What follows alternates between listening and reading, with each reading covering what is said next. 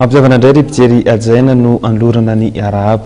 Ho antsika natokantrano azy mbola tafiaraka amin'ny eto amin'ny fahitalavitra matevy amin'izao takariva izao. Asiana mitiavana renao anaraka hatramin'ny farany ny fampalalam-baovao eto amin'ny fahitalavitra matevy amin'izao alina izao.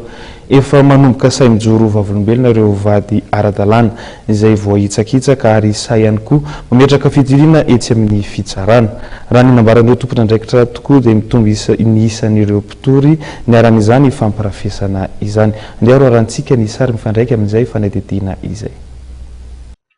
Mitombo ny fitoriana amin'ny resaka fijangajangana sy fanitsakitsahana tokantrano ho an'ireo manambady ara-dalàna.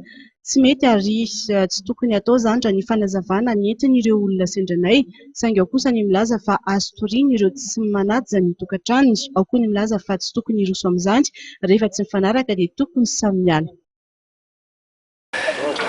Zay aloha tena maro ny toriana dia fanambadiana ara-dalàna toriana afaka mitoriana rafita ara-dalàna manala baraka tsy mety.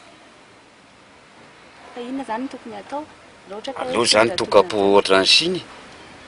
Karaha hoe sendran'ilay ka ohatran'izay hoe misy fampirafesana. Ka le izy tsy avy amina forcé mihitsy le izy anie.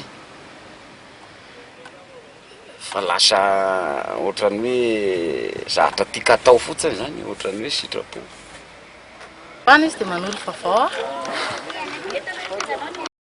Maro ireo antony mahatonga ny lehilahy na vehivavy manoro-pity ivelan'ny tokantrano. Mety ho tsy fampiana ara-bola araka ny hevitr'ireo sasany, ao ihany koa ny tsy fampiana ara-pitiavana mihitsy. Hoe tsy ampy ny voamen'ny lehilahy ao an-tokantrano. Na hoe manao toetra tsy zaka amin'ilay vehivavy izy. Na ilay vehivavy koa manao tsy mety dia manao ilay lehilahy. Misy koa le ao amin'ilay fiainana ara-pitiavana koa zany misy tsy mifanaja ao anatin'ilay fiarahana dia lasa mahita hafany amin'ilay ambadika dia lasa manao an'ilay tsy tokony atao.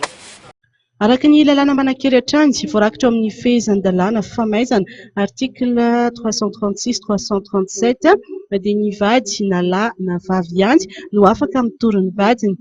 Piraitsy-kombakomba kosa no ilazana ny vehivavy na lehilahy miaraka amin'ny vadin'olona ary mitovy ny sazy omena azy ireo.